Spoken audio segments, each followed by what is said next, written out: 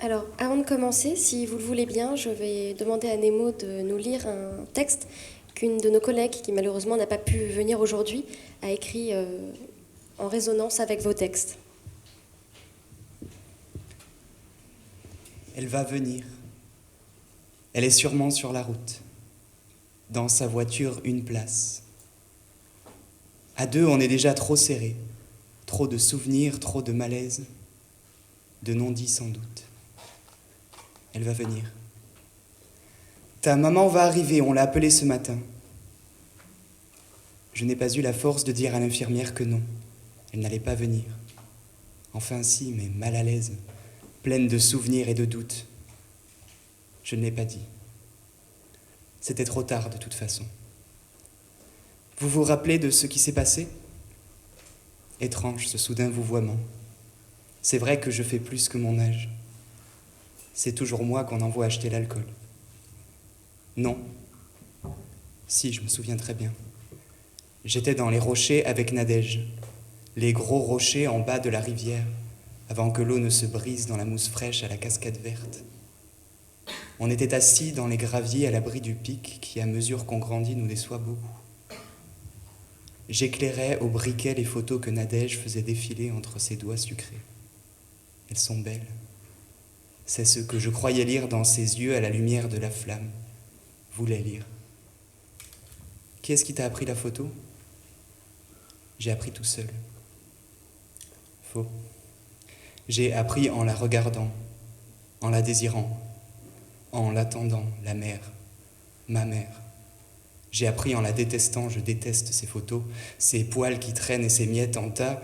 J'aimerais lui dire, je les déteste, tes photos, elles sont nulles, affreuses, débiles, j'ai honte, tu me fais honte dans ta voiture pourrie, pleine de souvenirs à la con de photos de moi où je ne suis même pas dessus. Mais je ne le dis pas. Ça lui ferait trop de peine. Elle se chiffonnerait davantage, se froisserait encore et je sais qu'alors, j'aurais envie de la prendre dans mes bras. Et une envie, ça brûle. Ça fait mal aux doigts quand ça meurt. Alex, vous m'entendez ? Alex, c'est mon grand-père. Il est écrit Alex sur ton dossier. Je sais. C'est aussi écrit sur mes papiers. Tu te souviens de ce qui s'est passé ? Non. C'est flou. Je vois la fille du gendarme avec ses deux gamins. Je la vois attacher le plus vieux, celui que personne pensait qu'il vivrait. Pierre, je crois qu'il s'appelle. On l'entend lui hurler dessus parfois la nuit. Elle l'attache au tronc de l'arbre mort près du frêne. Je la vois qui se tourne vers le plus jeune, il remplit son pistolet dans la rivière, les pieds nus dans l'eau glacée. Il serait tombé si l'autre fille ne l'avait pas rattrapé. Celle qui traîne tout le temps avec eux. Souvent, on les voit sur les marches du HLM en face de la gendarmerie. La fille mère, comme dit ma belle-mère, et son fils, le plus petit, qui brosse à tour de rôle les longs cheveux noirs de l'autre fille. Tu ne te souviens pas du tout ? Non. Je vois Nadège, son visage qui s'est approché de moi. Je sens ses baisers dans mon cou transpirant. Et à travers ses cheveux, je devine les corps tendus de Sylvain et Niel. Tendus sur les galets qui crissent. Ils ont bu, j'ai bu, on a tous bu, c'est les vacances ce soir, la lune est haute, elle nous salue et l'on boit. Mais Sylvain et Niel, eux, ils ont trop bu. Déjà morts, ivres. Bouquetin des rivières. Nadège me tend la bouteille, encore. Je ne sais pas dire non. Je ne sais pas dire oui non plus. Je ne sais jamais quoi dire de toute façon, et encore moins à Nadège. C'est les pompiers qui vous ont amené ici. Je sais. Alors vous vous souvenez ? Je connais Tony. Et je connais Adèle aussi. Je souris en repensant à ces cris. Ces gamins toujours prêts à faire une connerie. Quoi, parce que t'es plus dans mon quart, j'ai plus le droit de te faire la leçon, regarde-toi, regarde dans quel état tu t'es mis, tu me fais honte. Votre maman est là, je la fais rentrer ? C'est sa main dans mes cheveux qui m'a réveillée. Endormie d'abord, puis réveillée. Entre mes cils, j'ai pu voir qu'elle n'avait pas pris son appareil photo, non. Autour du cou, c'est un foulard qui l'enserre. un foulard que je ne lui connais pas et dont les fils qui s'enfuient viennent frissonner mon bras. C'est moi qu'ils ont appelé, je sais, maman. Entre malaise et souvenir, on est toujours à l'étroit, serrés l'un contre l'autre. Au fond, j'aime ça.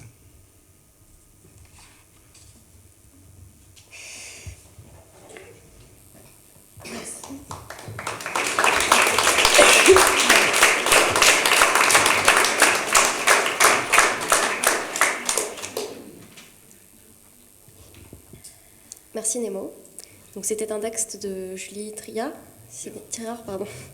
J'ai un problème avec les R. Voilà, je ne sais pas si vous voulez rebondir dessus ou si j'enchaîne directement. Ouais. En fait, je vous prends un peu de cours. Est-ce que vous m'entendez là? Bien. En fait, c'est assez étonnant parce que j'ai déjà entendu des textes inspirés de mon travail. En général, on reprend la façon d'écrire qui est quand même variable selon les livres. Là, c'est ce qu'elle a fait et en plus, elle a intégré les personnages de beaucoup de livres. Donc ça fait tout un espèce de monde quand même condensé de beaucoup d'histoires que j'ai déjà écrites. C'est assez étrange parce que du coup je me dis je sais pas comment elle est arrivée à faire ça quoi. Tout tenir dans... Vous n'avez pas besoin de prendre les livres, de les lire, là il y en a beaucoup déjà. Il a dû passer du temps.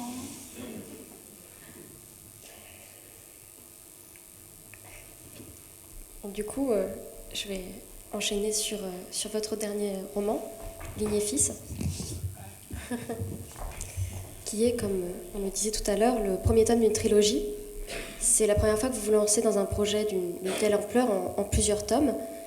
Qu'est-ce qui a provoqué ce changement ? Alors au départ, le choix de travailler sur les rives m'a été donné comme souvent par des lecteurs que je rencontrais, comme ici par exemple. Ça a été le cas pour L'absence d'oiseaux d'eau, pour un peu Nous en nous, qui est un recueil de fragments, mais enfin c'est plus compliqué parce que ça venait aussi d'ailleurs. Et pour celui-là, c'est-à-dire que ce sont des lecteurs qui m'ont fait remarquer qu'il y avait beaucoup d'eau dans mes livres. Et je me suis dit, ah bon? Et après j'ai réalisé que oui, sous plein de formes différentes, essentiellement des rivières et des lacs, mais aussi la neige et un peu de mer, mais pas dans les premiers livres qui ne sont pas ici. Et j'ai réalisé que je me suis dit, bon, mais pourquoi je m'intéresse à l'eau? Alors j'ai essayé de réfléchir pourquoi je m'intéressais à l'eau. Et j'ai réalisé que je ne m'intéressais pas à l'eau elle-même, de la même façon qu'on me dit aussi qu'il y a beaucoup de nature dans mes livres. J'ai réalisé qu'il n'y avait pas beaucoup de nature dans mes livres, tout simplement parce que ce n'était pas à la nature ou à l'eau que je m'intéressais, mais à la relation de l'homme à la nature, donc au paysage, et à la relation de l'homme à l'eau. Donc je me suis dit, bon, l'endroit où ils se rencontrent le plus souvent, ce sont les rives qui sont souvent artificielles. Et du coup, je me suis dit, ben, je vais explorer ces rives. Et j'avais une... Alors vous dites que c'est un projet de grande ampleur, en fait, beaucoup moins que ce que j'avais prévu au départ. Parce qu'au départ, je voulais faire un seul livre, une sorte de saga familiale qui commencerait en altitude aux sources d'une rivière, qui au fur et à mesure des générations descendrait la rivière, puis passerait sur un fleuve, ensuite un lac de barrage, et ensuite éventuellement la mer, en tout cas les plages et tout, et ensuite finirait sous la mer. Et il fallait qu'il y ait forcément des migrations qui soient liées au métier ou à des circonstances historiques et tout. Et j'ai essayé de construire une famille comme ça, et en fait ça ne fonctionnait pas. C'était vraiment artificiel, ma construction, et elle était plaquée et elle ne fonctionnait pas. Et donc je me suis dit, ben, en fait il y a trois choses qui m'intéressent. En gros, c'est les rivières, les lacs de barrage et ensuite l'eau salée. Je ne savais pas trop sous quelle forme. Et je me suis dit, bon, je n'arriverai pas à faire une seule famille, donc je vais faire 3 familles avec chaque fois, ces 3 choses-là. Et au fur et à mesure où j'avance, c'est encore en train de se modifier. Par exemple, donc il y a une histoire de famille dans Ligne et Fils qui commence à la fin du 19e. Et je voulais commencer un peu plus tôt pour le deuxième, pour Sauf Riverain. au XVIIe siècle, tout simplement parce qu'il y a le règlement d'un béal, c'est-à-dire un canal d'arrosage qui m'intéressait, dans un petit village qui m'intéressait. En fait, j'ai commencé un tout petit peu plus tôt parce que je voulais parler de la création de la vallée. Donc ça, c'est des temps très lointains, moins 1,4 million d'années, mais c'est pas tellement le problème, c'est qu'en fait, je me suis rendu compte qu'il y avait plusieurs familles. Et au fur et à mesure que je resserrais, je me suis rendu compte que finalement, il y allait y avoir une famille qui allait émerger et qu'il se trouve que c'était la mienne. Donc là, du coup, c'est devenu un projet un peu différent, beaucoup plus autobiographique que les précédents. Et comme il s'agissait d'autobiographie, il fallait que je puisse prendre du recul. Et les circonstances ont fait qu'au milieu de l'écriture, il s'est passé des choses qui ont réorienté encore cette écriture. Mais je me suis rendu compte, c'est des accidents de la vie, hein, c'est pas des choses que j'avais programmées, encore moins écrites. Et du coup, mais ces accidents ont fait qu'il y avait la même chose que dans le premier, qui parle d'une famille qui n'a rien à voir avec la mienne. C'est-à-dire qu'il y avait une rivière, qui dans le deuxième tome est barrée, puisqu'il s'agit d'un lac de barrage, et puis une montée en altitude avec un plateau. Et dans les deux, avec des allers-retours entre les deux. Et je me suis dit qu'il fallait donc que ce principe de paysage m'intéressait et qu'il fallait que je le garde pour le troisième tome. C'est pour ça, comme le troisième tome a un rapport avec Israël, je voulais explorer le plateau du Golan, d'autant qu'en dessous du plateau du Golan, il se trouve qu'il y a des marécages, ce que je ne savais pas et qui correspondait bien à ce que je voulais faire. Malheureusement ou heureusement, je ne sais pas, j'ai visité un petit pays assez fabuleux qui est rempli d'étangs, qui est la Brenne, et qui se trouve qu'au milieu des étangs, il y a des marins là-bas. En fait, il y a un centre de transmission qui contrôle les sous-marins. Et donc, du coup, je me demande si je ne vais pas rester dans ce petit pays. Je ne sais pas trop encore. Mais j'ai besoin d'un plateau, je ne sais pas où je vais le mettre. Mais voilà, c'est des... En fait, c'est des... Ah, je ne sais pas comment dire ça. Comme si moi aussi je construisais un paysage. Et j'en ai besoin pour rentrer les histoires que je veux mettre dedans, même si les histoires préexistent. Donc finalement, cette ampleur dont vous parlez, je ne suis pas arrivée à la tenir.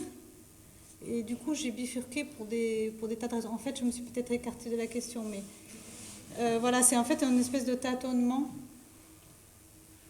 qui fait que enfin, ça me posait problème quand même, cette histoire de trilogie. J'en ai discuté avec mon éditeur parce que je lui dis, voilà, je vais écrire plusieurs livres, bon, au départ un seul, et ensuite plusieurs livres autour de la relation de l'homme et de l'eau. Et il m'a dit, oui, mais Emmanuel, si vous devez faire une trilogie, par exemple, il faudrait me le dire parce que ça serait bien de le marquer dessus et on ne va pas rééditer après. Parce qu'en fait, il y a 4 livres, j'ai en tête 4 livres. Il y en a un autre qui est un peu à part, qui est un peu hors trilogie, qui s'appelle Orgel, et qui est une histoire d'assèchement d'eau. Et alors j'ai longtemps hésité, puis je me suis dit, bon, tant pis, il y aura peut-être plus un et on se débrouillera, mais voilà, c'était pour des raisons éditoriales aussi qu'on a décidé à un moment donné que ce serait une trilogie, parce que, voilà, des raisons très pratiques.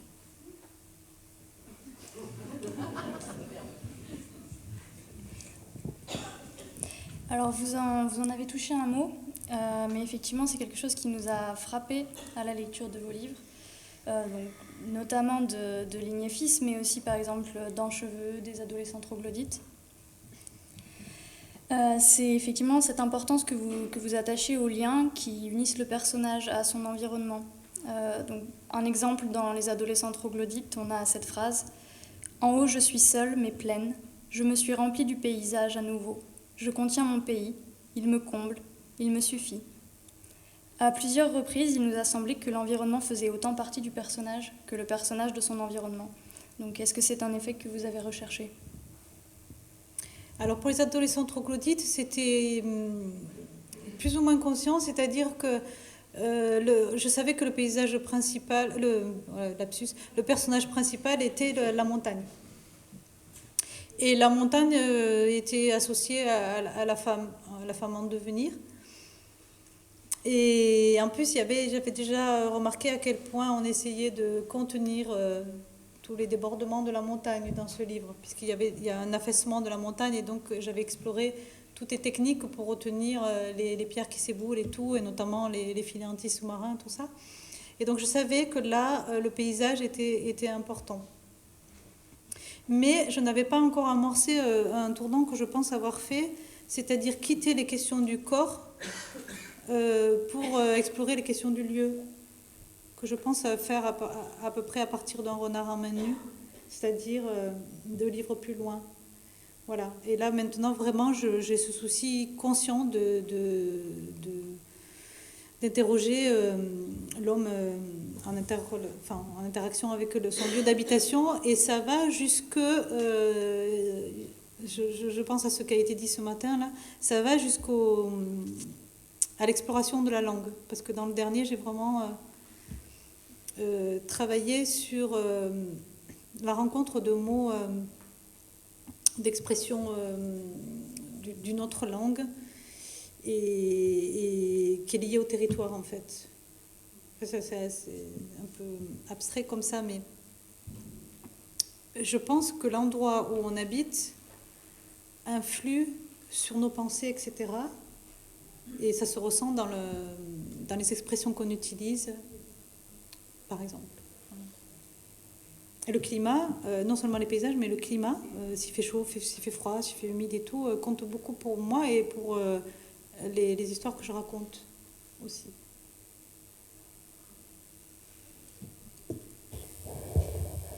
Et du coup, justement, au niveau du travail de la langue, il arrive souvent que les écrivains y personnifient la nature. Est-ce que pour vous, on peut parler à l'inverse d'une naturalisation du personnage ? Quelque chose qui irait dans ce sens.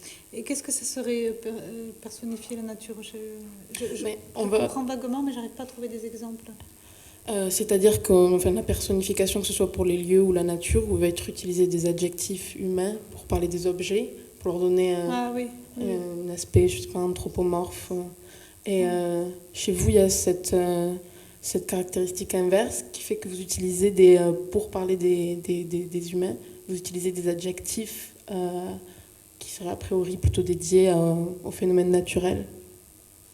Ben voilà, ça fait partie des choses dont certainement quand je le fais, je m'en rends compte parce que je mets très longtemps pour choisir les adjectifs en particulier, donc je dois bien explorer quelque chose, mais je me le dis pas comme ça. Donc ça fait partie des choses comme quand on me dit il y a beaucoup d'eau, voilà, que je me tiens, ah bon, et du coup ça va me faire réfléchir. Non mais c'est vrai, je ne suis pas en train de dire, comme certains, oui, que nous, on fait des choses et qu'après les critiques, ils tirent qui vont voir des choses que l'écrivain ne voulait pas faire et tout. Il y en a qui disent ça. C'est pas ça que je suis en train de dire. Hein. Je pense que je dois le faire pour une raison spécifique, mais je ne me le suis pas dit comme ça. Et, oui, mais c'est parce que c'est ce que je disais tout à l'heure, c'est-à-dire qu'ils sont pour eux, mes personnages. Et donc ils s'imbibent des lieux, du climat, tout ça. Peut-être c'est ça, du coup, je les qualifie par ça. Ça doit être quelque chose comme ça. Et puis j'ai ce que je dis tout le temps, que je rappelle tout le temps, qu'au début, Paul, mon éditeur, ne voulait pas que je dise, et puis après il m'a dit, vous avez raison, c'est que je ne sais pas décrire la psychologie des personnages. Et donc du coup, j'essaie par la description de ce qu'ils font dans les lieux, notamment, ou de ce qu'ils ressentent dans leur corps, essayer de construire quand même un minimum de caractère et d'identité. Alors peut-être que je suis plus à l'aise avec la description des lieux et que du coup, ce glissement me permet de dire quelque chose du personnage. Peut-être que c'est ça, oui. Effectivement, on a un peu l'impression d'une filiation, d'un glissement, comme vous disiez, des lieux vers les personnages. Dans Ligne et Fils, le personnage de l'arrière-grand-père, si je ne dis pas de bêtises, Alex, qui est le seul personnage du roman qui est nommé, tire lui-même son nom de famille de l'eau. Vous appelez ça un hydronyme, ce que je trouve magnifique comme image. Ah, mais ça s'appelle vraiment comme ça. Des noms de personnes qui viennent d'eau. C'est un phénomène qui se retrouve, ça a vraiment existé. Ça s'appelle des hydronymes. Et dans le prochain aussi, des hydronymes réels, tandis que celui-là, il est inventé. D'accord. Mais par contre, moi, je porte un nom qui est un hydronyme, du côté de mon père et du côté de ma mère aussi. Parce qu'on a désolée, je ne l'ai pas inventé. On a plusieurs noms de rivières. On a la Ligne, on a la Baume, avec des noms très évocateurs. Mais effectivement, on a l'impression que ça prend le pas un peu sur les personnages qui, eux, sont pour la plupart anonymes. Ah oui, j'ai un problème avec la distribution des noms et des prénoms, que je fais vraiment dans le dernier qui paraîtra en janvier, tout simplement parce que je ne pouvais pas en faire l'impasse. Et en principe, je ne donne pas de nom de lieu, ou si je les invente, ou bien je n'en donne pas. Mais dans Ligne et Fils, j'avais plusieurs rivières, et notamment il y a 2 rivières qui existent réellement en Ardèche, qui s'appellent la Ligne et la Baume. Et les noms étaient trop... Enfin, c'était exactement ce qu'il me fallait, je ne pouvais pas les changer. Parce que par contre, j'ai changé un peu leur cours et ce qu'il y a le long de leur cours, puisque ça ne m'arrangeait pas. Enfin, je me suis arrangée avec cette réalité-là. Mais j'ai gardé les noms, parce que moi, je voulais écrire une lignée de mouliniers. Et il se trouve qu'il y a des moulinages au bord de la ligne. Et du coup, il fallait pas que j'abandonne ce nom. Et comme j'ai enquêté sur... parce que il fallait que l'ancêtre soit un orphelin, par rapport au récit que je voulais construire. Il y avait beaucoup d'orphelins à l'époque qui travaillaient au moulinage. Et du coup, je savais que les enfants qui étaient trouvés quelque part, on leur donnait le nom du lieu où on les avait trouvés. Donc il me suffisait de le faire se trouver au bord de la rivière. Donc c'était pas impossible. Et ça m'intéressait du coup que ça devienne le nom de la famille moulinière. Voilà. Et la Baume, bon, même si la Baume, ça vient de Balme, c'est-à-dire les cavités et les grottes qui bordent cette rivière, c'était par rapport à tout ce que je dis de cette rivière, très très intéressant aussi. Donc, j'ai pas eu besoin de modifier les noms. En ce qui concerne les prénoms, c'est la même chose. C'est pour ça que c'est vraiment étonnant le texte qui a été lu tout à l'heure, parce qu'il y a très peu de prénoms de personnages dans mes livres, et ils sont quasiment tous dans ce texte. Et alors moi, j'ai réellement un arrière-grand-père qui s'appelle Alexandre. Donc je m'étais dit, pour Ligne et Fils, ben, tiens, comme celui-là, il me fallait le nommer, je vais l'appeler Alexandre, raccourci en Alex. Sauf que je ne savais pas à l'époque que je travaillerais sur ma propre famille. Et du coup, il y a de nouveau l'arrière-grand-père dans Sauf Riverain qui s'appelle Alexandre. Tant pis, ça sera le perso. Ça voudra dire que tous les arrière-grands-pères s'appellent comme ça. Mais, voilà. Et pourquoi j'ai du mal, j'ai pas fini en fait. Pourquoi j'ai du mal à nommer les personnages, c'est parce que voilà, alors on entre dans quelque chose qui est très important pour moi, c'est que autant tous mes livres sont de la fiction parce que je m'arrange avec la réalité et que je mets bout à bout des choses qui dans la réalité ne sont pas mises bout à bout. L'exemple le plus frappant justement, c'est que quand je dis que j'écris un roman autobiographique, il y a quand même des choses très importantes dans le roman qui ne me sont absolument pas arrivées et que je mets comme si... Voilà, donc il ne faut pas non plus prendre pour argent comptant. Mais par contre, cette chose-là est arrivée à d'autres. Et je les rassemble. Et je n'invente absolument rien. Tout ce que je décris, tous les personnages qu'il y a dans mes livres et tout sont basés sur des personnes qui existent réellement, même si parfois je prends 2 personnes pour en faire une ou peu importe, et qu'elle n'est pas de tel pays mais de tel autre, elle n'est pas de tel siècle mais de tel autre. Mais il y a tellement de choses qui sont autour de moi, qui sont fabuleuses que je n'ai pas besoin d'aller chercher ailleurs, donc je prends parfois même tout près, et du coup ça m'est difficile de changer le prénom ou bien de donner le vrai prénom. C'est presque mission impossible, c'est très compliqué pour moi, donc en ce cas-là j'en donne pas. Voilà.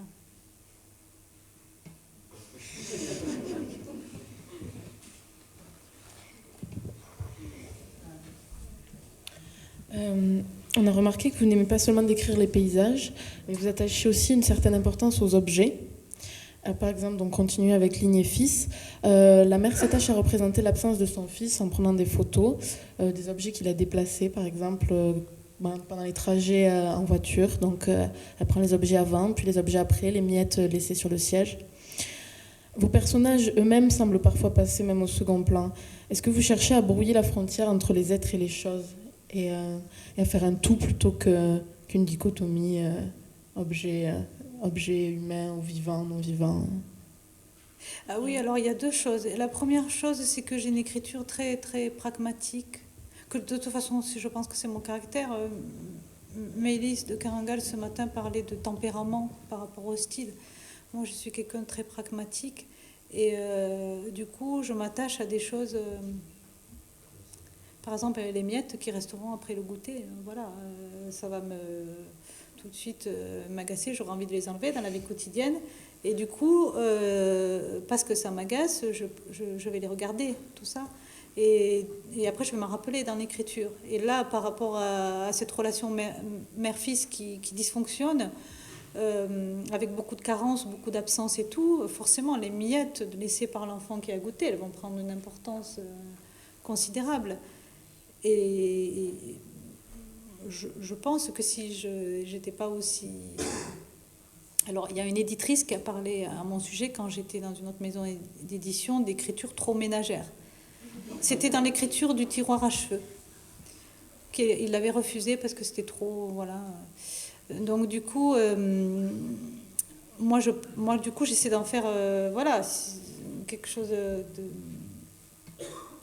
d'intéressant, de ces choses qui ne sont pas du tout intéressantes. C'est pas du tout intéressant de faire le ménage. Mais ça dit des choses sur notre rapport au quotidien et tout ça, sur les petites choses du quotidien qui me semblent importantes. Donc il y a ça. Et après, il y a autre chose que vous dites très bien, c'est-à-dire l'idée de faire un tout. C'est comme il y a très peu de dialogue dans mes livres, parce que il me semble que quand on parle, il n'y a pas que ce qu'on dit. Donc je ne peux pas tirer et dire ce qu'on dit. Il y a tout ce qui est autour. Les gestes qu'on fera, l'habit qu'on portera, etc. Et pareil, quand je décris quelque chose, et notamment s'il va y avoir en jeu les sentiments d'une personne, que je ne peux pas décrire donc, il va y avoir tout le contexte. Et du coup, je ne peux pas faire l'impasse sur les objets, je ne peux pas faire l'impasse sur la lumière, je ne dis pas tout, hein, je n'y arriverai pas, mais une espèce de vision totale comme ça. Et donc, oui, la personne ne peut pas être détachée de l'objet qu'elle regarde ou qu'elle prend. Voilà, il y a ces deux choses-là. Je rebondis avec ce que vous dites et je vais vous citer sur cette difficulté à faire de la psychologie. Vous avez dit tout à l'heure, parler de l'émotion. Vous avez dit dans une interview que l'émotion, c'est comme les sentiments. C'est quelque chose que j'ai du mal à décrire. Je le décris par ricochet. C'est comme des épreuves. C'est pas le truc directement, c'est l'empreinte que ça laisse. On a donc un principe de création qui passe par le détour. Est-ce que finalement cet attachement à décrire les choses matérielles, les objets, donne pas finalement plus de poids aux sentiments qui ne sont pas exprimés mais qui sont tus et où justement l'émotion est différée? Alors ça, c'est peut-être pas à moi de répondre à cette question, mais par contre, ça me fait penser que je n'ai pas parlé de ces photos-là, de la narratrice. Ces photos, elles existent réellement, mais ce n'est pas moi qui les ai prises. Et du coup, je me suis dit, je vais les décrire, ces photos. Et en les décrivant, je me suis aperçue que finalement, elles devenaient autres. C'est-à-dire que le lecteur, quand il va lire, il ne va pas voir la photo comme moi j'ai décrite. Et en plus, ça m'a donné envie d'en décrire d'autres qui n'existent pas, mais que du coup, je me suis dit, ah oui, il aurait pu y avoir aussi cette photo dans cette série-là, par exemple. Et donc, ces photos-là qui existent réellement, mais dont je ne peux pas donner le nom du photographe, parce que je n'ai pas son autorisation pour ça, ou plutôt qu'il m'a demandé de ne pas le donner, eh ben, c'est exactement ça. C'est-à-dire, il y a plein de sentiments, il y a plein de choses et tout ça, et dans une photo, on ne peut pas le décrire. Tout ce que moi, je ne sais pas faire dans les livres, on peut encore moins le faire dans la photo, et c'est encore plus présent dans la photo. Et donc, je sais que c'est possible et je sais l'effet que ça fait, moi, en tant que quand je regarde la photo. Après, je ne peux pas répondre de l'effet. Je peux dire pourquoi je fais ça et ce que je voudrais arriver à faire, mais je ne peux pas vous répondre sur est-ce que c'est plus fort ou pas, parce que je ne peux pas me lire. Je ne peux vraiment pas me lire. Je peux lire mon texte à haute voix pour le présenter, mais je ne peux pas me lire. Je ne sais pas ce que ça fait. Justement, la narratrice qui prend les photos, elle dit « La photo se frotte nécessairement au réel, et plus je fais des photos, moins je suis sûre de l'existence des choses. » Et j'avais envie de remplacer la photo par l'écriture, savoir si ça fonctionnait de même pour vous. Et il y avait... je trouve qu'il y a un paradoxe qui a l'air terrible si on remplace avec n'importe quel processus créatif. C'est-à-dire qu'il y a cet acte de création qui s'attache à saisir une matière première qui est le réel. Et plus la matière de la création, plus la création augmente, et plus vous dites que l'existence des choses disparaît, donc plus on s'éloigne du réel, plus on l'annihile, plus on le déréalise dans un processus créatif, au final, qui en voulant saisir la réalité s'en éloigne. Je sais pas. Et moi, je suis complètement... Je trouve pas le terme, parce que si je le dis avec mon langage de toujours, je dirais espanté. Vous le comprenez, ça, vous? Fascinée par ces questions. Hein, parce qu'on sent que ce sont des gens qui écrivent, qui sont des personnes qui écrivent, quand on dit ces questions. Enfin, non, mais c'est vraiment pas pour vous passer la pommade, mais j'ai rarement eu des questions vraiment aussi intelligentes et précises et tout ça.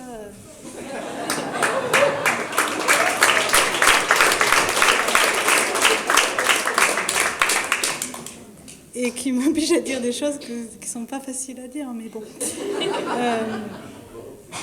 Déjà, il y a ce truc que je dis tout à l'heure, que je prends que des choses réelles, que je mets bout à bout, tout ça, voilà, et que du coup, je n'invente rien. Sauf que, en les mettant ensemble les unes avec les autres, et en construisant quand même ce qui est une fiction, c'est pas des livres documentaires, c'est pas des livres de terroir, tout ça, historique ou quoi, même si, par exemple, le prochain, on va croire que c'est un livre historique, alors j'ai bien précisé qu'il n'en était pas un, parce qu'il y a évidemment des erreurs, volontaires ou non, et en fait, en prenant ces éléments du réel et en les travaillant avec l'écriture, je les déréalise. Donc on a l'impression que c'est des choses complètement inventées, presque impossibles parfois et tout. Il y en a qui disent poétiques pour dire ça. Et en fait, c'est ça, elles sont déréalisées, du coup, par le travail de l'écriture, par le travail de la narration, alors qu'au départ, elles sont réelles. Voilà. Déjà, il y a ça. Et ensuite, il y a autre chose qui a été très bien dit, mais je vais faire que le redire... le confirmer, c'est-à-dire qu'à un moment donné, c'est mon cas, c'est le cas d'un peintre que je connais, c'est le cas de personnes avec qui j'ai discuté, je ne dis pas que c'est le cas de tous les écrivains, de tous les artistes, même si j'aurais tendance à le penser, mais enfin, ce que je vais dire n'engage que moi, c'est que moi, j'avais l'impression que je n'arrivais pas à vivre. J'avais cette impression depuis toute petite, et déjà à l'époque j'écrivais, et je sais que j'écrivais avant de savoir écrire, et je me racontais des petites histoires dans ma tête. Parce que je n'avais pas l'impression de vivre, je m'ennuyais, je ne voulais jamais jouer. Donc une petite fille qui ne joue pas, c'est pas un très bon signe, enfin, je ne crois pas. Et la seule chose qui me plaisait, c'était m'enfermer toute seule pour pouvoir me raconter mes histoires. Et j'ai toujours eu ce sentiment que je n'arrivais pas à vivre ce que faisaient les autres, je les regardais faire, je n'arrivais pas à vivre. Dans le dernier livre, j'ai inventé que quand j'étais petite, j'arrivais à vivre et qu'ensuite il y a eu l'écriture et que je n'arrivais plus à vivre. Mais dans la réalité, je n'ai pas de souvenir d'y être arrivée et que seule l'écriture me permettait d'avoir accès à cette vie. Et sauf que ce processus-là, et c'est vrai aussi, c'est-à-dire qu'à force d'écrire... pour des raisons liées à l'écriture elle-même, mais aussi pour des raisons toutes bêtes, pratiques, qui fait que quand on écrit, on est obligé à un moment donné de se retirer un peu du monde et tout. Et en plus, c'est un travail qu'on fait tous les jours, que même quand on fait autre chose, on y pense et tout ça, donc qui nous éloigne quand même des autres. Et donc, parce que quand je dis vivre, c'est vivre avec les autres, hein. Plus on le fait et moins on arrive à capter ce qui au départ nous manque, pourquoi on écrivait ou on représentait, on peignait, etc. Voilà, on essaie d'arriver quand même à faire quelque chose.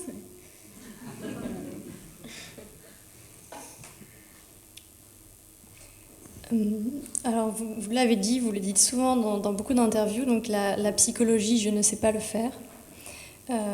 Et dans la nouvelle Juste un papa, qui donne le titre du recueil Un renard à main nue, on a justement cette petite fille qui n'arrive pas à communiquer, ou peut-être plutôt les interprétations à la lecture de cette nouvelle étaient assez partagées.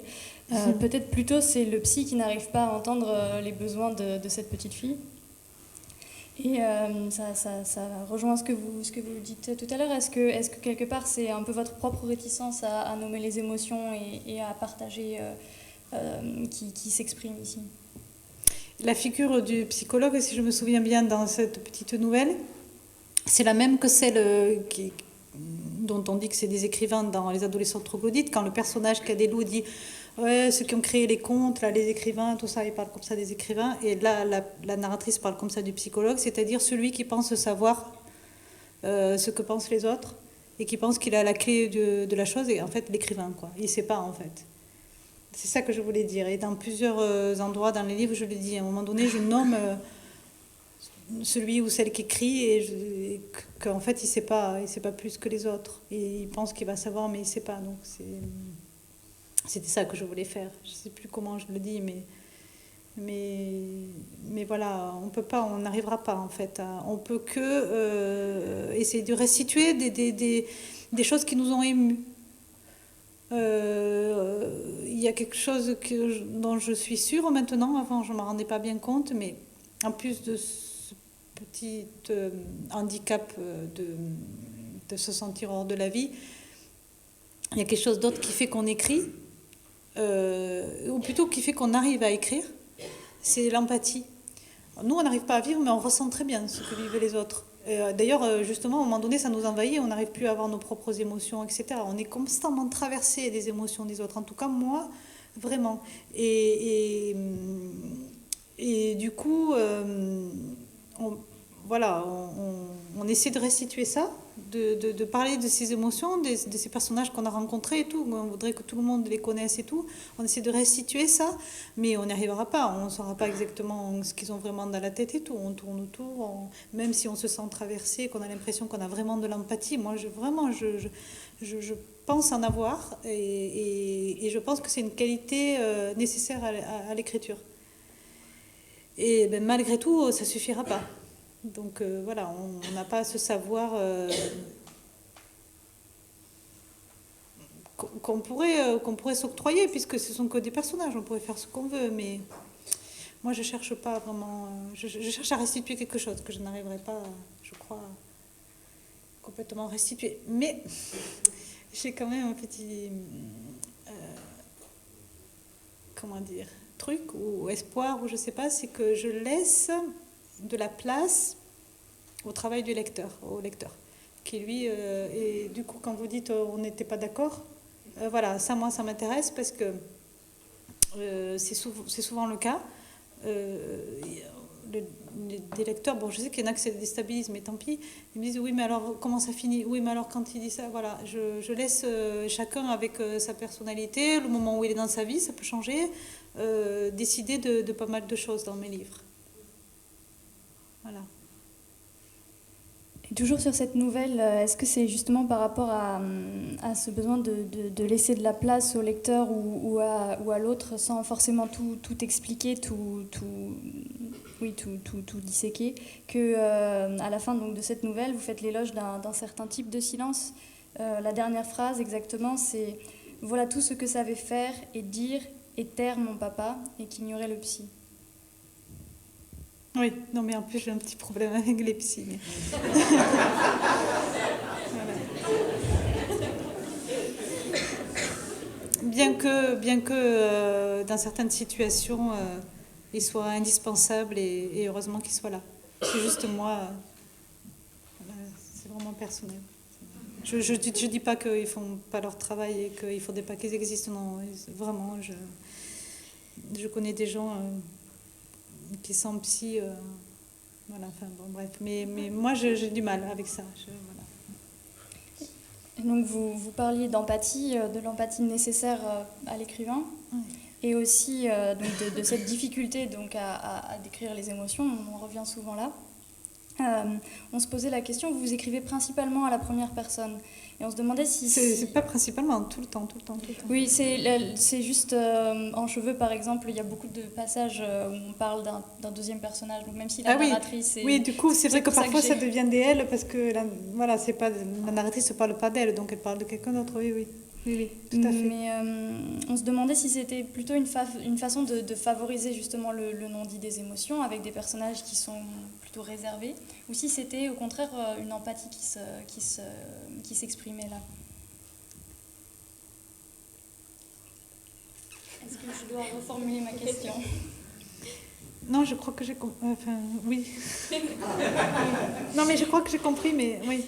Oui, donc cette écriture à la première personne, est-ce que c'est une manière de favoriser, on va dire, la pudeur des personnages, potentiellement?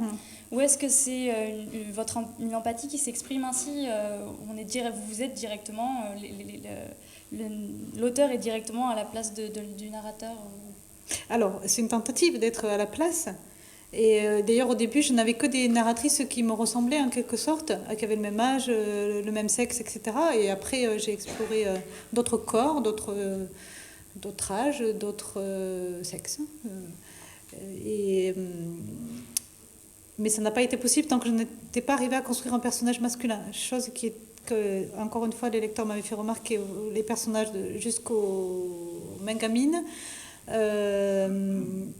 Les personnages masculins étaient très minoritaires ou absents ou défaillants, etc. Un peu comme les personnages féminins chez Mingarelli. C'est un peu l'équivalent. Et Mingarelli que j'aime beaucoup. Hein. C'est pas du tout... Mais voilà. Et donc moi je me suis dit, bon, voilà. Et donc automatiquement, il fallait que je puisse rentrer dans la peau de ces personnages. Mais comme je le disais, je n'arriverai pas. Donc c'est que partiel. Et quand vous parlez de pudeur, je ne sais pas si c'est par pudeur, mais c'est certainement ce que je disais tout à l'heure. C'est-à-dire que je me dis, je ne peux pas tout dire au lecteur non plus. Parce que je crois qu'en fait, j'écris aussi comme avec mon ressenti de lectrice. Et je sais que j'aime pas trop qu'on m'en dise trop dans les livres sur les personnages et tout. Peut-être il y a ça aussi. Il y a aussi une volonté de ne pas avoir un regard complètement omniscient, c'est comme ça qu'on dit. Et du coup, d'être plus... je trouve plus le terme. C'est pas l'empathie le terme, mais comment on dit, considérer l'autre comme son égal, mais je sais plus exactement comment on dit par rapport au personnage. Enfin, je suis pas au-dessus de lui, quoi. Ouais, peut-être. Je suis pas au-dessus de lui et je deviens lui un peu, mais pas complètement évidemment. Et je suis pas au-dessus, je sais pas mieux que lui, voilà. Même si, encore une fois, j'ai conscience que c'est moi qui le construis. Je suis pas de ces... Parce qu'il y a des auteurs qui disent, oh voilà, je mets un truc en situation et puis le livre s'écrit tout seul et tout. Non, non, non. Je sais, j'ai bien conscience que c'est moi qui écrit ce personnage. Mais j'essaie de me mettre... Parce que j'ai quand même en tête tout le temps la personne réelle qui m'a inspiré ce personnage. Voilà. Je me permets de rebondir sur le choix de vos mots.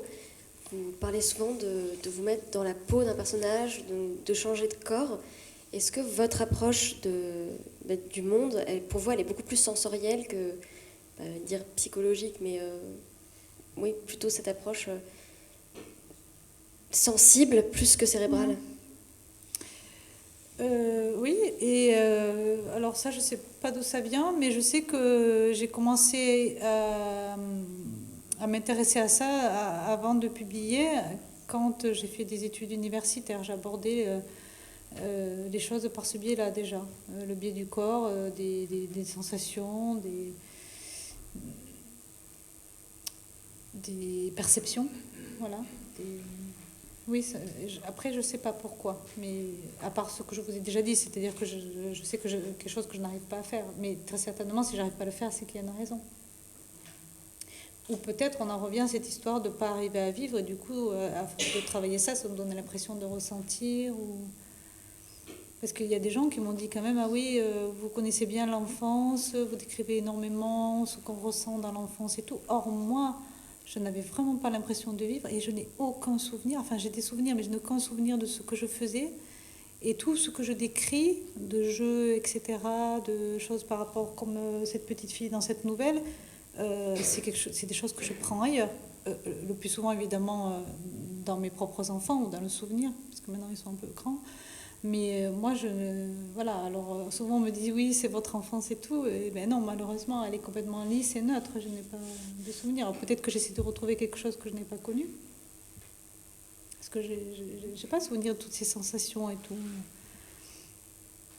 Pourtant, le sentiment, il passe dans votre œuvre. Tant mieux, tant mieux. Mais effectivement, on a beaucoup de non-dits, on a beaucoup de choses suggérées, et ça passe souvent par le corps. Alors, soit c'est la sensibilité, enfin la sensation, mais on a aussi la souffrance, le mal-être, même le sentiment amoureux. Tout ça passe comme une sorte de somatisation un peu de vos personnages. Est-ce que pour vous, voilà, c'est le corps qui dit ce que vous ne voulez pas dire vous-même? Je ne vais pas dire que vous ne pouvez pas parce que vous le faites très bien en vrai, mais est-ce que, voilà, pour vous, est-ce que la somatisation, c'est la base de l'émotion? Alors, au sens large, parce que comme vous l'avez dit tout à l'heure, ça va aussi passer par les paysages et tout ça. Donc, ce que vous avez dit là, que ça fait une empreinte, voilà, ça s'étale dans le paysage, y compris le paysage qu'on contient à l'intérieur de nous. Oui, ça doit être ça en fait. Parce qu'on a notamment dans la nouvelle Chez le guérisseur, je ne sais pas si on l'entend, je vais peut-être vous lire le passage, une femme qui va voir un guérisseur pour faire soigner une douleur dans sa jambe à la suite d'un accident et qui retourne chez ce même guérisseur pour se faire déguérir. Je crois que c'est le mot que vous employez. Je ne sais plus, mais elle veut retrouver la douleur qu'elle avait, oui. Je vous cite, j'ai 40 ans et 35 ans avec ma jambe déformée, avec mon souvenir, mon accident. Je veux retrouver mon souvenir, je veux redevenir de travers. Donc clairement, oui, la mémoire, elle passe, j'ai l'impression, par ce corps qui porte les stigmates, mais qui porte aussi la mémoire des êtres aimés, la mémoire du sentiment de manière générale. Oui, c'est vrai. Ça peut être les objets aussi. Là, je vais... comme je l'ai dit tout à l'heure, je m'éloigne quand même de cette exploration du corps, donc c'est vrai que je suis plus dans les lieux et les objets et tout, donc ça va peut-être changer. Ce matin, il a été question de ça, de que l'écriture quand même change, et d'ailleurs, moi, ça m'a été souvent reproché que j'avais écrit des livres qui avaient déstabilisé des lecteurs. En même temps, ça m'en a amené d'autres, parce que j'essaie d'explorer quand même une écriture différente selon les thèmes que j'explore. Et du coup, tout ça est en train de changer et le corps est quand même moins présent. Voilà, et tout ça parce que moi, ça m'intéresse de chercher, de continuer à explorer des choses dans l'écriture. Je veux pas rester dans la même chose, et tant pis si je prends des risques et qu'à un moment donné, il y a non seulement des choses qui déçoivent les lecteurs, mais même moi me déçoivent, c'est-à-dire qu'à un moment donné, je sens bien que c'est raté et qu'il faut que je continue, mais voilà, il me reste plein de choses à écrire, donc...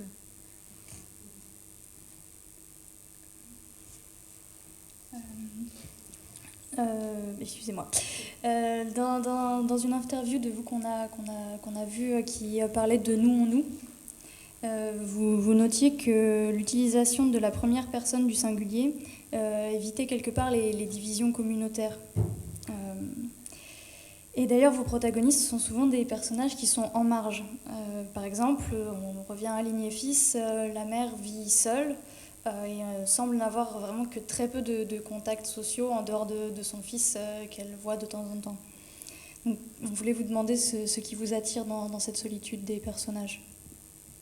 Alors par contre, dans nous, ils sont pas tellement en marge, ils sont vraiment ordinaires, enfin à part quelques-uns. C'est des rencontres, hein, souvent. Ce matin, David Bosque, il a dit en parlant de son livre sur Courbet, qu'on ne lui avait pas demandé d'écrire ce livre. Et voilà, que donc le minimum, c'était d'enquêter sur Courbet, etc. Ça, je suis d'accord. Par contre, moi, j'ai l'impression, alors ça, je ne sais pas pourquoi, je vois des gens extraordinaires et j'ai l'impression qu'il y a une injonction d'écriture. Comme s'ils appelaient l'écriture. Et ils m'intéressent, je trouve fabuleux et tout. Et je me dis, ça, il faut absolument que je fasse partager cette rencontre. Et ensuite, je ne sais pas, j'ai comme l'impression qu'il y a des gens qui ont qui sont des aspirants personnages, je ne sais pas comment on pourrait dire, je me dis, ah mais non, mais lui, il faut qu'il soit dans un livre. Je ne sais pas, ça me semble... Et par exemple, parmi les, on va dire, marginaux, en marge, bon, et la marge d'un livre, en plus, c'est pas rien, d'un renard à main nue, parce que celui-là, il est vraiment plein de gens comme ça. Il y a cet homme qui monte dans une voiture et qui se prétend issu d'une famille noble russe et qui cherche dans les tableaux de Caillebotte la trace du rejet de sa famille, etc., etc. Mais moi, j'invente rien, c'est que des rencontres comme ça. Alors, à un moment donné, je me suis dit, je ne sais pas si c'est vrai, que peut-être que parce que ce sont des gens qui sont en marge, mais surtout qui sont à la lisière de la raison, qui sont borderline, qui m'intéressent. Et moi, du coup, je me suis... Bon, je ne sais pas si c'est les... Je dis ça aujourd'hui, peut-être je dirai autre chose demain, je ne sais pas si c'est une explication. En plus, elle est un peu facile, mais bon. Quand j'étais petite et que j'arrivais pas à vivre et que je ne jouais pas, j'ai réalisé il y a très peu de temps combien ça avait dû être compliqué pour mes parents. Parce qu'à un moment donné, on me disait qu'il fallait que j'aille voir un psy, que j'étais folle, etc. Et je me disais, mais non, et tout. Mais maintenant, après, des années après, je me dis, mais oui, moi, si j'avais eu un enfant comme ça qui s'enferme pour penser, qui jamais ne joue et tout, je pense que j'aurais été inquiète. Et je me dis que peut-être, si je n'avais pas eu l'écriture, donc cette création, pour essayer de rattraper cette vie qui nous échappe, le contact avec les gens, tout ça, peut-être que je serais devenue comme ça, comme ces gens. Peut-être que c'est voilà, c'est quelque chose dont je me sens proche à cause de ça. Après, j'ai encore d'autres explications que je ne peux pas vous donner, mais ça, c'est peut-être... Mais en même temps, c'est peut-être aussi quelque chose qui guette beaucoup d'entre nous, parce que je ne suis pas la seule à être assez fascinée par ces gens-là. Donc c'est quand même une part de nous qu'on pourrait développer, plus ou moins, selon les histoires et tout. En tout cas, j'ai le souvenir que j'avais l'impression que personne ne s'intéressait à moi et qu'il fallait presque que je crie pour qu'on dise voilà, oh, je suis là, j'existe, quoi. Voilà. Je vais rebondir sur ce cri.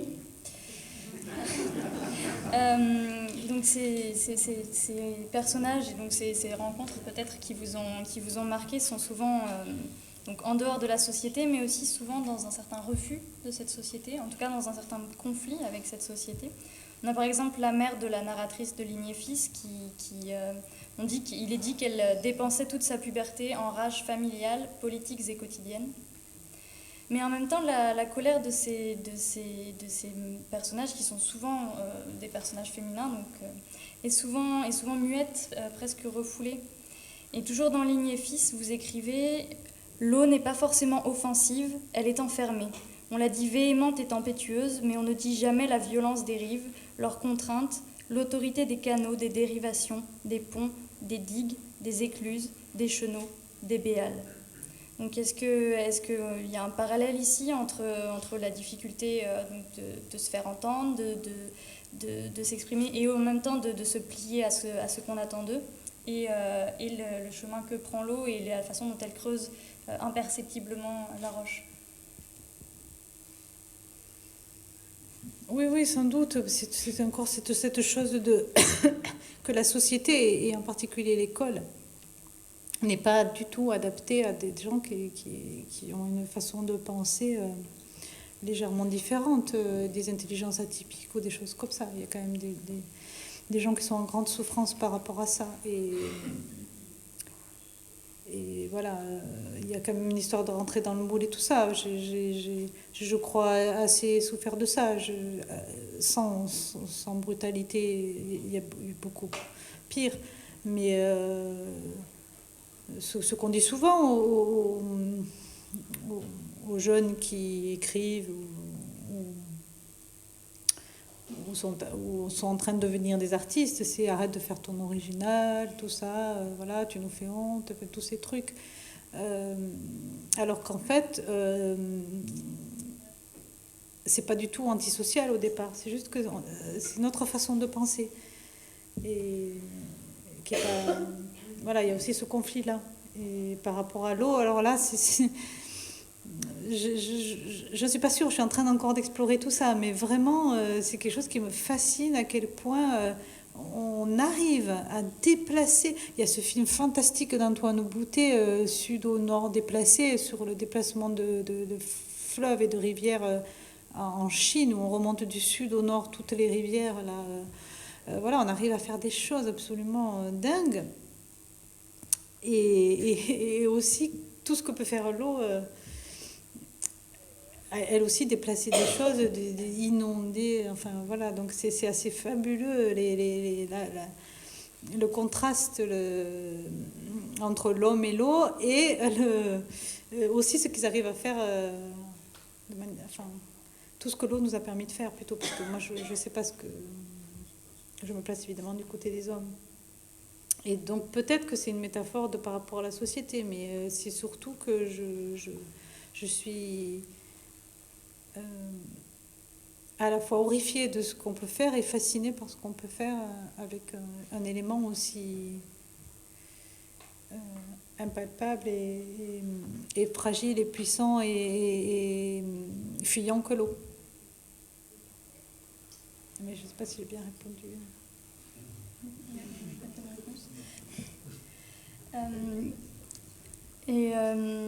Donc vous avez mentionné que vous dirigiez souvent vers des personnages féminins d'à peu près, enfin au début en tout cas, d'à peu près votre âge.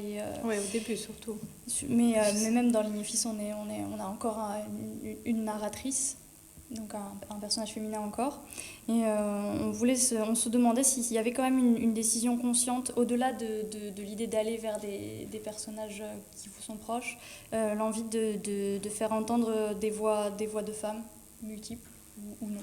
Alors il y a surtout, encore une fois, une défaillance, parce que c'est beaucoup plus simple pour moi d'écrire de là où je viens. Mais comme tout écrivain, j'écris entre de là où je viens et de là où j'aimerais aller, entre les deux. Et c'est beaucoup plus difficile pour moi de prendre la place d'un homme ou qui n'est pas mon âge ou des choses comme ça. Donc c'est quelque chose que je ne sais pas encore assez faire pour pouvoir le faire. Je l'ai fait dans des nouvelles, mais encore pas dans un roman, par exemple.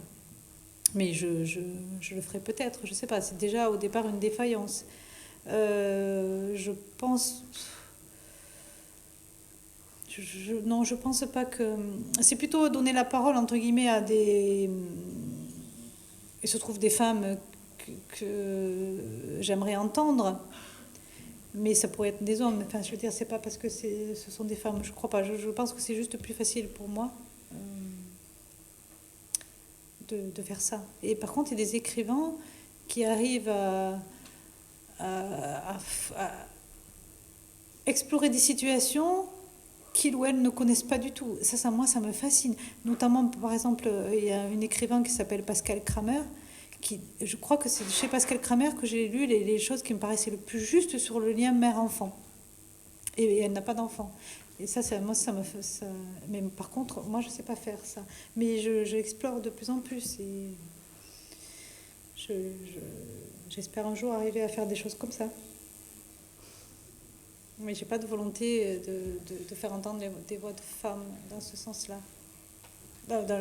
Parce que, par exemple, on ne les entendrait pas assez ou pas. C'est pas ça, je ne crois pas.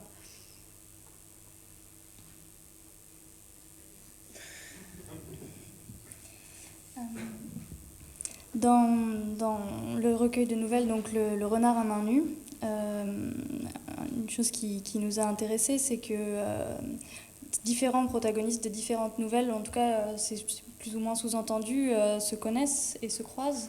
On a par exemple une des premières nouvelles où on a le point de vue d'un père qui parle justement de sa fille et de sa femme avec laquelle il se sépare. Et après on a cette nouvelle Justin Papa où cette fois-ci c'est la petite fille qu'on suit et qui a une histoire qui est très très similaire à celle qui était racontée. Et donc ça, on y voyait presque... c'est votre seul recueil de nouvelles, il me semble. Oui, sauf qu'il y a nous qui pourraient être des toutes petites nouvelles. Mais c'est oui. vrai.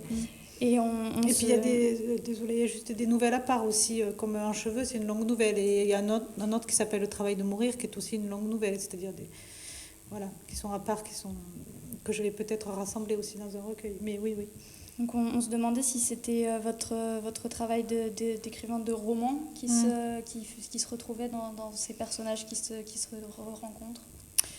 En fait, j'ai écrit ce recueil de nouvelles, Un renard à main nue, parce qu'à l'époque, j'avais vraiment pas le temps, il me semblait que je n'avais pas le temps d'écrire un roman. Et que la nouvelle, même si au final ça va demander autant de temps, parce qu'il faut faire quand même encore plus attention au choix des mots et tout dans un texte court, me permettait au moins d'être satisfaite plus vite d'une histoire finie. Donc je me suis dit, bon voilà, ma vie en ce moment fait que c'est comme ça, donc je vais écrire des nouvelles. Et comme j'en avais déjà publié à part, parce qu'on travaille aussi beaucoup avec des commandes de magazines, de musées, etc., je me suis dit, bon, déjà, j'en ai quelques-unes. Vraiment pas... bon.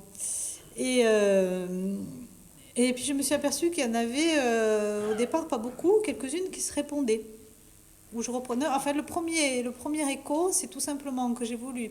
Alors, dans Les adolescents troglodytes, il y a un personnage qui est vraiment un personnage secondaire, qui est quelqu'un... qui est une personne qui a des problèmes psychiatriques et qui, d'après ce que certaines personnes disent, attendrait, parce qu'il n'y est plus depuis quelques années, mais il attendait cet homme-là, toujours au même endroit, d'un tournant dans une route.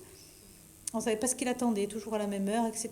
Et il y en avait qui disaient que sa famille était morte dans un accident de voiture à cet endroit et qu'il les attendait toujours, des choses comme ça. Ce personnage est un personnage vraiment secondaire des adolescents troglodytes.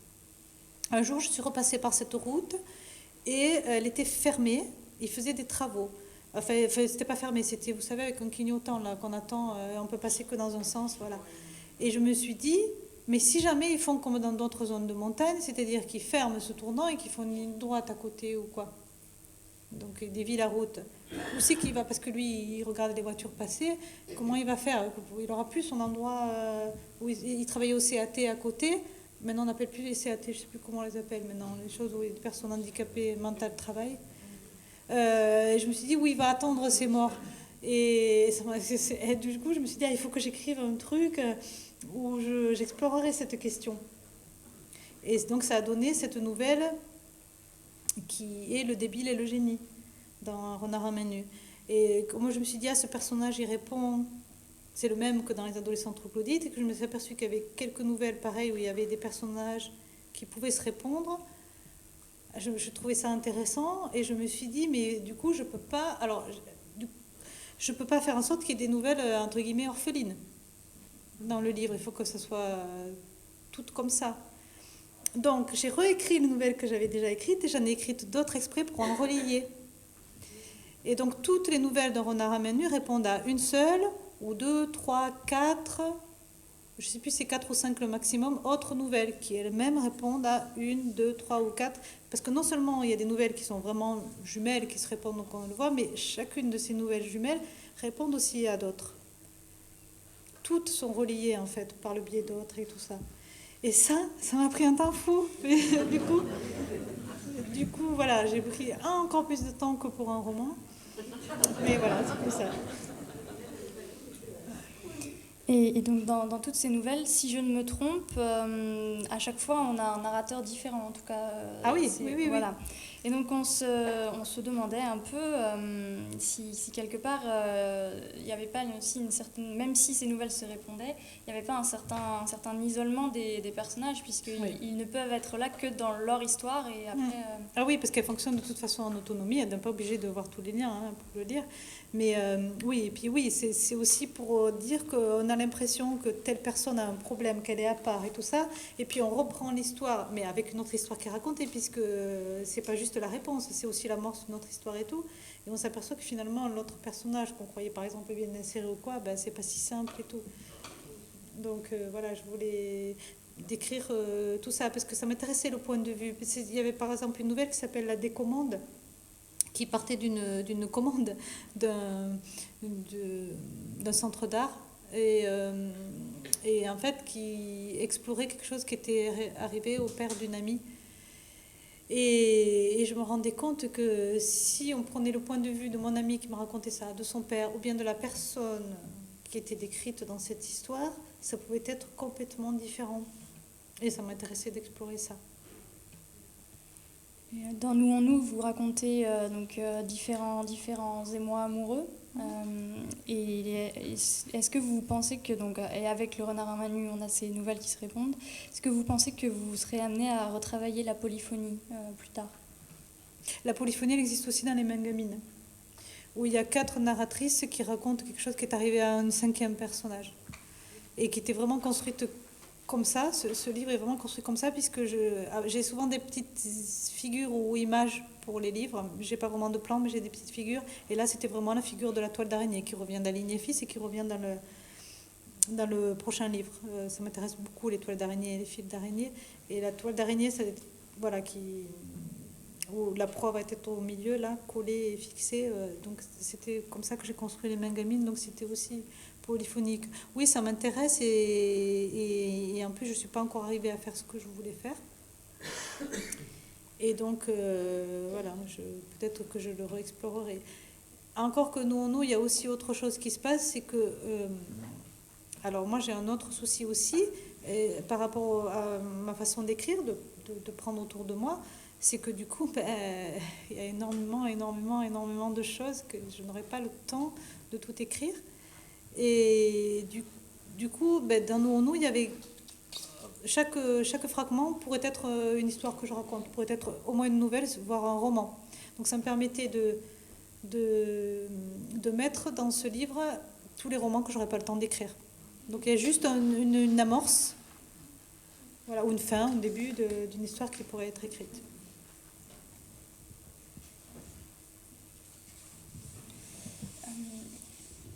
Dans Les adolescents troglodytes, vous écrivez, donc c'est la narratrice qui est conductrice de car et qui tous les jours emmène des enfants à l'école.